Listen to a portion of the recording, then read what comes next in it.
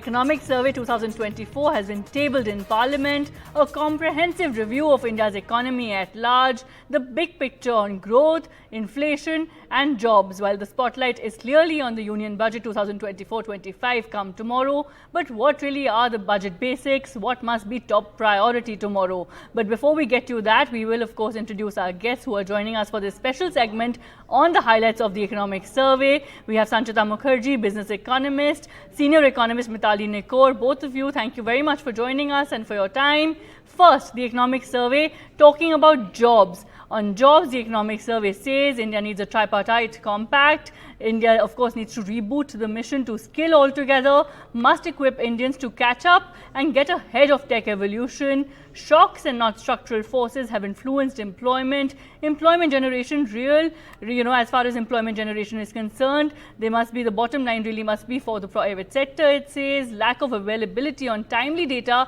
on absolute number of jobs created at large. So, of course, we will look at what each of these, the Economic Survey is saying as far as jobs are concerned, what it is saying on growth.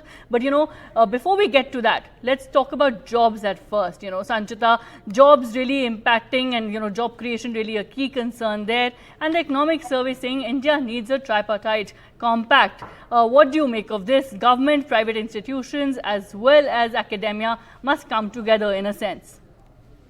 100%. Sakshi, when you talk about such an important and a crucial point like tripartite, let me give you certain statistics. For example, in the financial services sector, the sector I belong to, there was a report I was reading that close to 46.86 lakh jobs were created last year. However, only 27.5 lakh jobs were actually fulfilled because 18 lakh jobs just did not have the skill-based people who were applying. The skills were not there. So it's not that the jobs were not there, but the people with the requisite skills were not there. Now, this is known as structural unemployment. So what typically happens is when for the last 77 years, you've only focused on traditional education, right? Education which is not skill-based, it is not project-based, it is not employment-based, it is not focused on the new age employment opportunities, then what happens? There's a lag, right? You do not have the requisite number of people who have the skills for the same kind of jobs where employment opportunities are being created. So it's very important for government, for think tanks, for private sector, for educational institutions, for investment in educational sector to happen in a tripartite manner for Indian citizens to have this kind of a skill-based approach for long-term job creation. And this is not something that can be done in 5 years. This is a very long-term story. But if we have to move from a 4 trillion economy to an 8 trillion economy in 7 to 8 years, which is the vision, we really need to be thinking out of the box. And I'm happy that the Economic Survey has actually tabled this tripartite approach towards job creation. Right, Mitali, do you agree a fresh approach really needed as far as job creation is concerned? The survey also talking about the need to really skill and equipping Indians to catch up and get ahead of tech evolution. No, absolutely, Sakshi. I think what is amazing about this economic, survey as a whole is that after many years, there are few challenges, which can be threats to our growth that have been very clearly highlighted. And, what has been very clear is to recognize that we need to take steps today to overcome these challenges. And of course, the skill gaps are a major issue that are being highlighted because as Sanchita rightly said, industry is coming and telling us, as we are talking to so many industries, they are coming and telling us we have open vacancies. We want to hire not only men, but we want to hire more women. But we are not finding qualified women, who can do these jobs. Because there is a gender intentionality also that is now coming up in the MSME sector and in the industries. The second issue that, is coming up very clearly when it comes to job creation is also around private investment, which was very clearly highlighted again in the economic survey that of course the ease of doing business has been improved. There's clearly, a number of clearances that used to be required that has been improved, and industry is also appreciating that. But over and above the ease of doing business, one also has to look at the overall investment climate.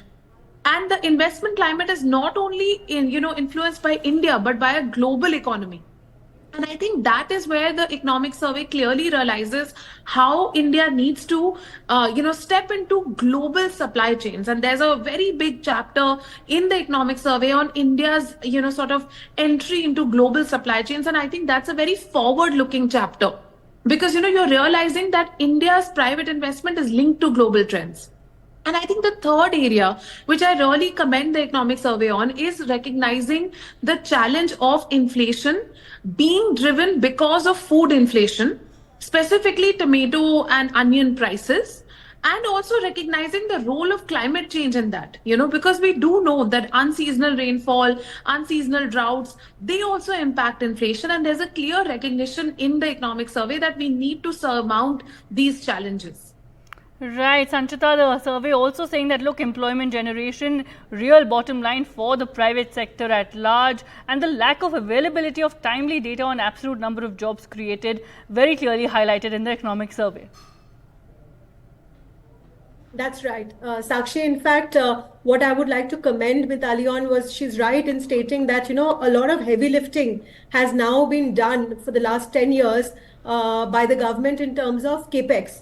Public capex. When I say public capex, is the amount of government spending which has happened in infrastructure, in manufacturing, in PLI, in bringing in Make in India, all of these which have actually helped in large job creation in manufacturing, in MSME sectors, and all that. If I were to see certain data which has happened, the Udgam registration of MSMEs, 20 crore MSME jobs were created last year, which is already a 66% jump from the others. But having said that, what really needs to happen now is private capex.